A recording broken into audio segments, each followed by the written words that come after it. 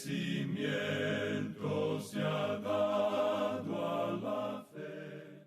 A través de la Biblia, un análisis de la Biblia libro por libro que le ayudará a crecer espiritualmente. Estos estudios fueron diseñados por el Dr. J. Vernon McGee. Acompáñenos en este fascinante recorrido a través de la Biblia. La palabra de Dios. ¿De cuál evento depende toda la historia? ¿Ya lo sabes? Cuando Jesucristo resucitó de entre los muertos.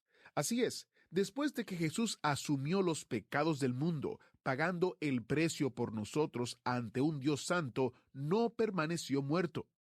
¿Por qué eso es tan importante? Hoy lo descubriremos. Soy Heiel Ortiz y hoy estamos en el libro de Primera de Corintios capítulo 15, uno de los mejores capítulos de toda la Biblia. Iniciamos en oración. Padre Celestial, gracias porque podemos estudiar tu palabra y donde encontramos verdades tan poderosas como la que estudiaremos en el día de hoy. Usa este tiempo para bendecir nuestras vidas. En el nombre de Jesús oramos. Amén. Con nosotros, nuestro maestro Samuel Montoya y el estudio bíblico de hoy. Continuamos hoy nuestro estudio en la primera carta del apóstol Pablo a los Corintios y nos encontramos en el capítulo 15. Y en nuestro programa anterior estábamos viendo que si uno recibe una información equivocada, pues entonces actuará equivocadamente. Y eso es lo que Pablo implica aquí. Luego vimos que si uno siembra la semilla en la tierra, esa pequeña semilla muere y nace una planta. Y en ella podemos contemplar pequeñas semillas como las que plantamos. Es la misma, aunque ahora se ha multiplicado. El cuerpo es sembrado en la misma manera para ser levantado en novedad de vida.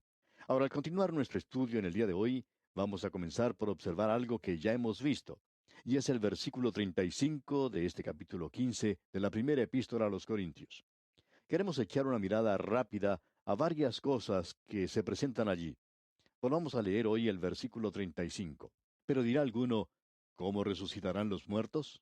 ¿Con qué cuerpo vendrán? Como usted ve, hay dos preguntas en este versículo. ¿Cómo y con qué? Necesitamos retroceder un poco para observar esto por un momento.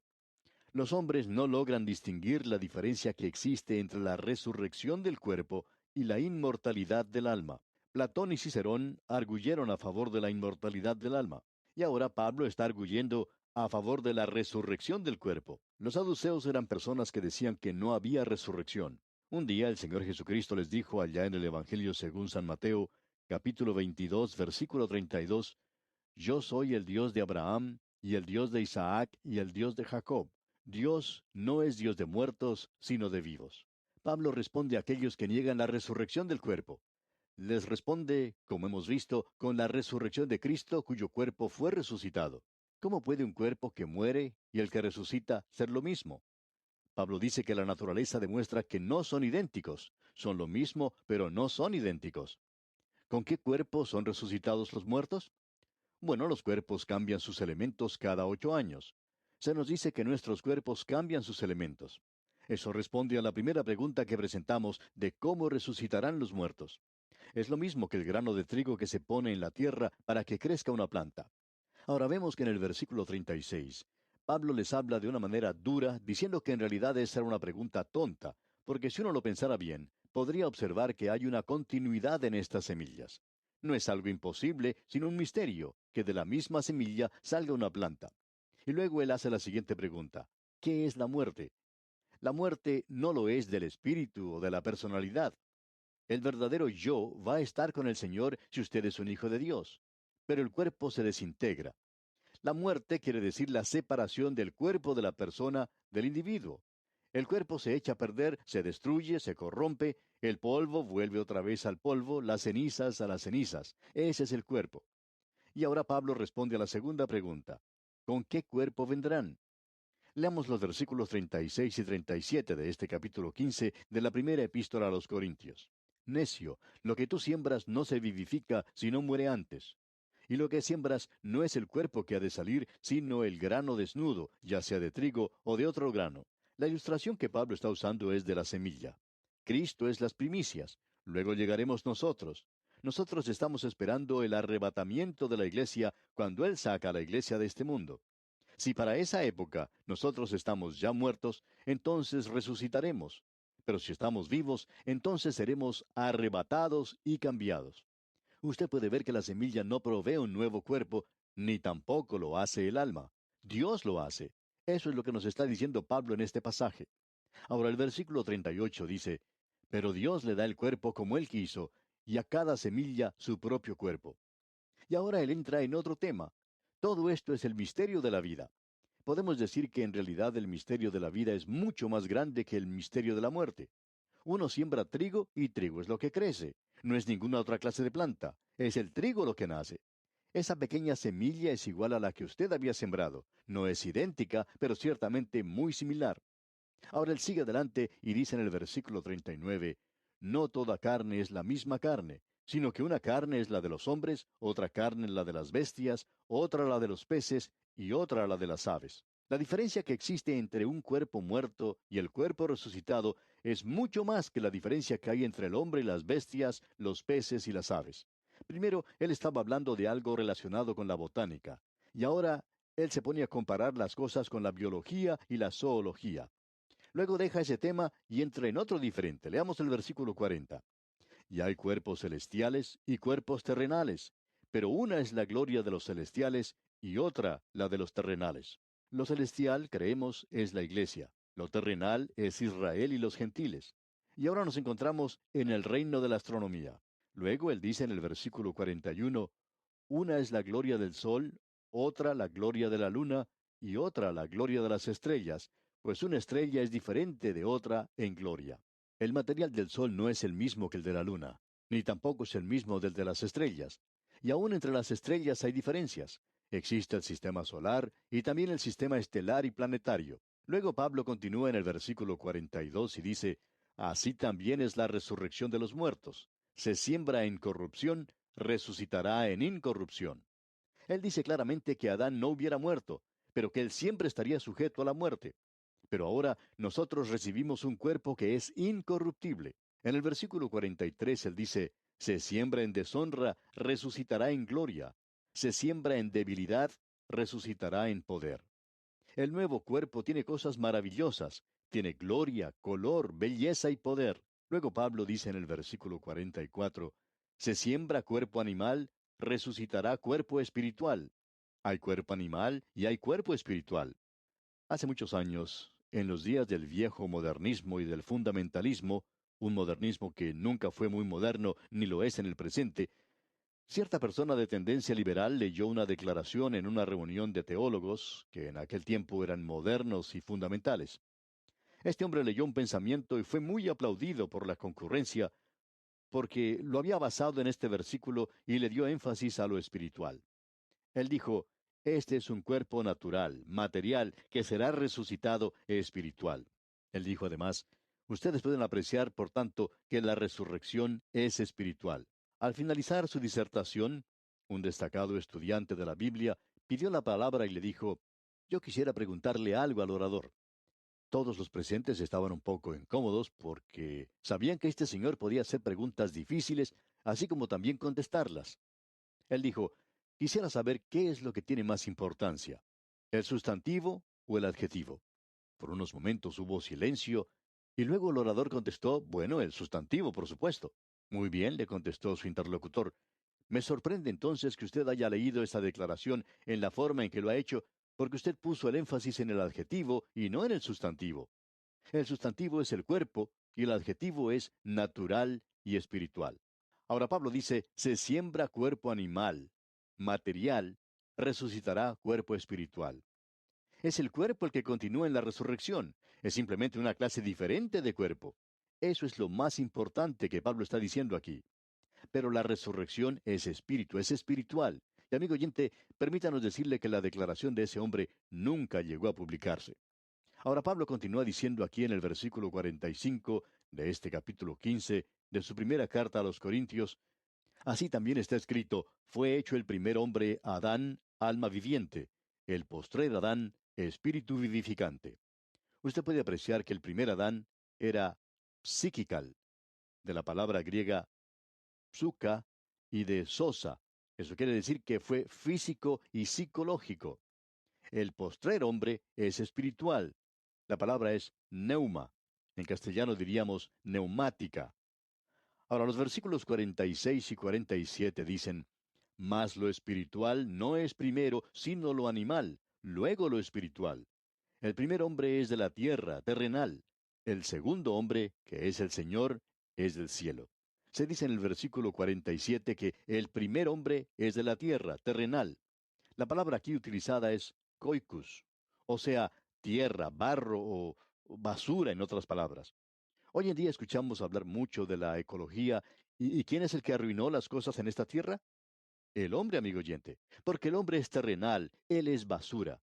¿Y qué es lo que uno espera de él? Todo lo que queda del hombre es basura, pero el segundo hombre es el Señor, del cielo. Cual el terrenal, tales también los terrenales. Lo terrenal, esa es la tradición de todos nosotros.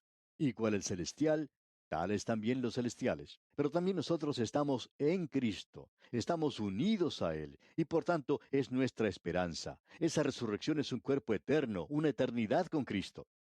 Ahora el versículo 49 dice, y así como hemos traído la imagen del terrenal, traeremos también la imagen del celestial.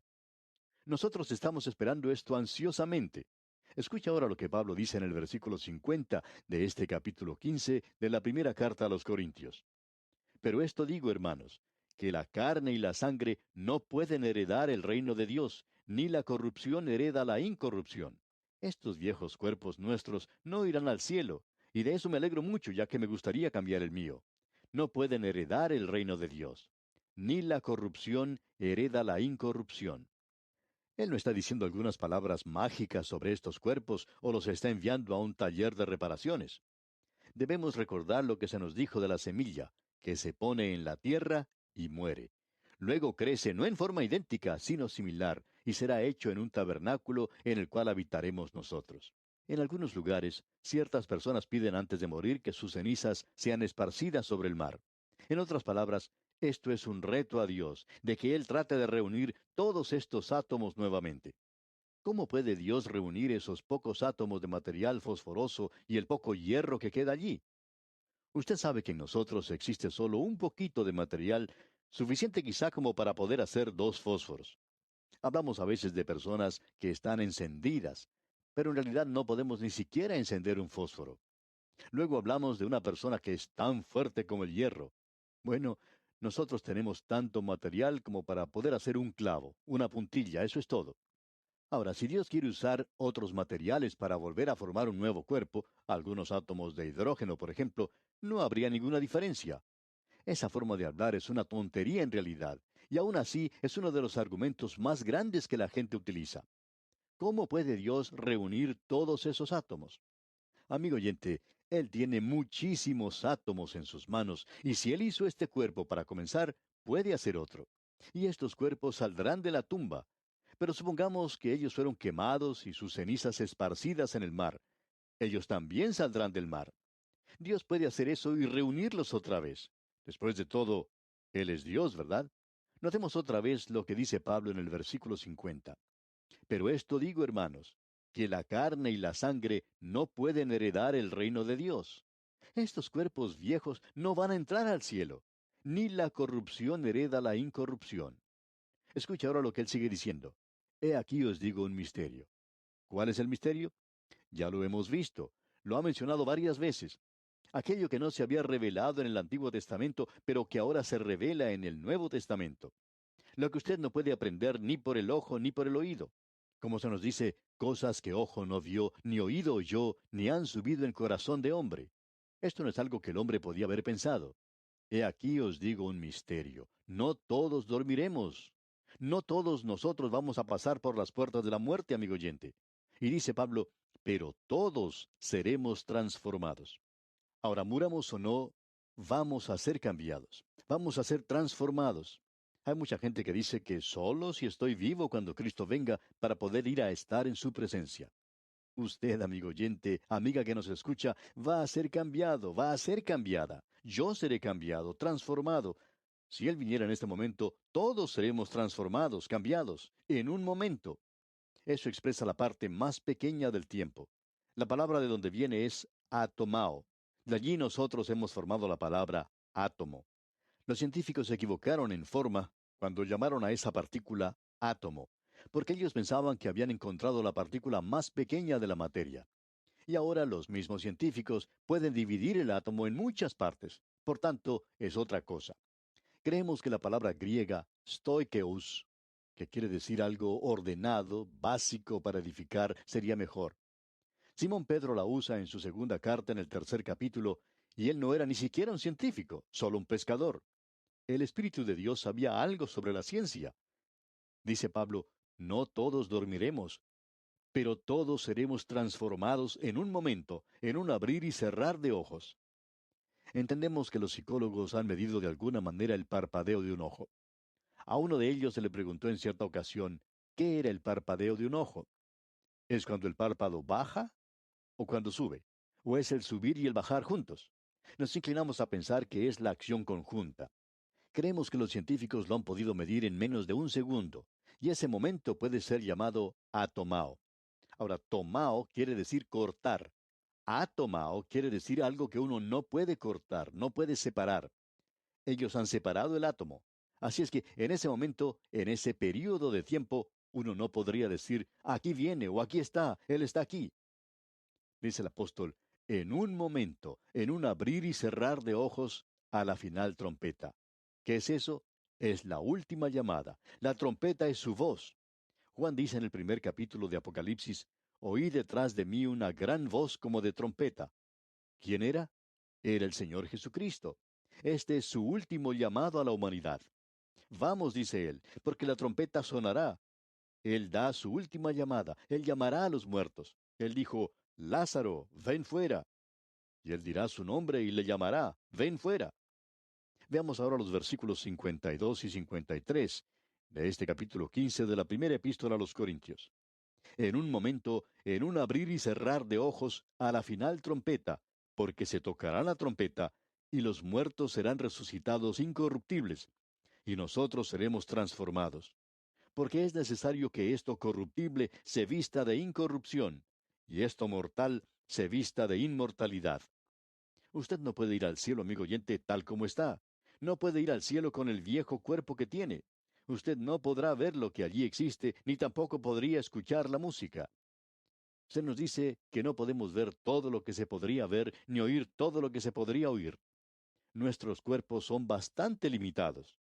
Somos, en lo que concierne al cielo, bastante sordos y mudos. Si nosotros fuésemos tal cual estamos, no podríamos disfrutar del lugar. Nosotros no conoceríamos mucho acerca de ese lugar y podríamos perdernos de la mitad de las cosas que suceden allí. Amigo oyente, cuando yo vaya allí, no quiero perderme de nada de lo que suceda. Por tanto, necesitaré un cuerpo nuevo. Esto corruptible debe vestirse de incorrupción, y lo mortal se debe vestir de inmortalidad. Veamos ahora el versículo 54.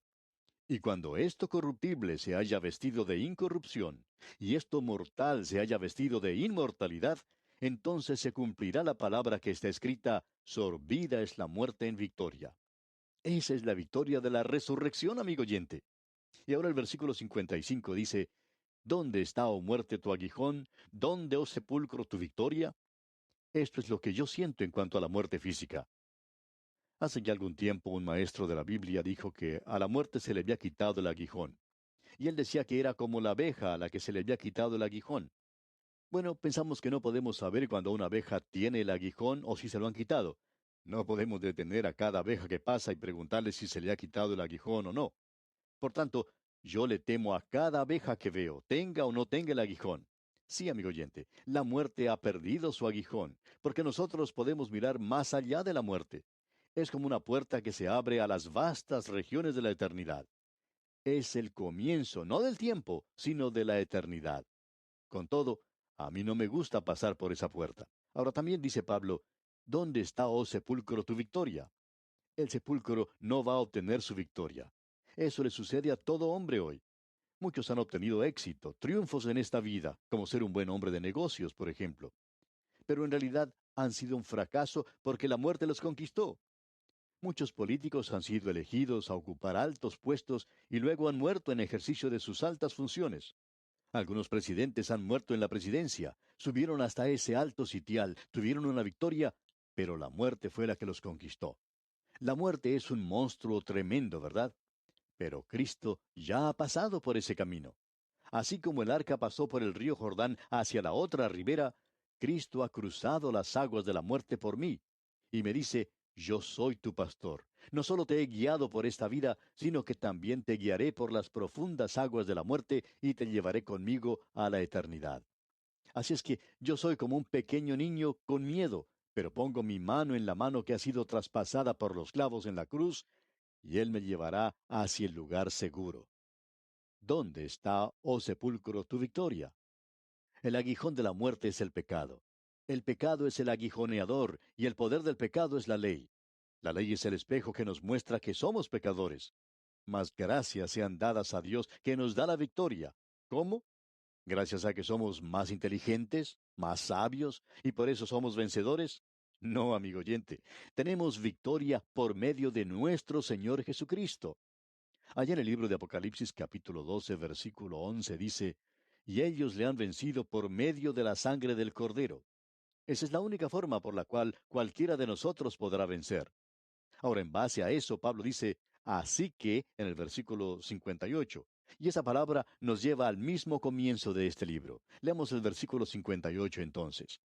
Así que, hermanos míos amados, estad firmes y constantes, creciendo en la obra del Señor siempre, sabiendo que vuestro trabajo en el Señor no es en vano.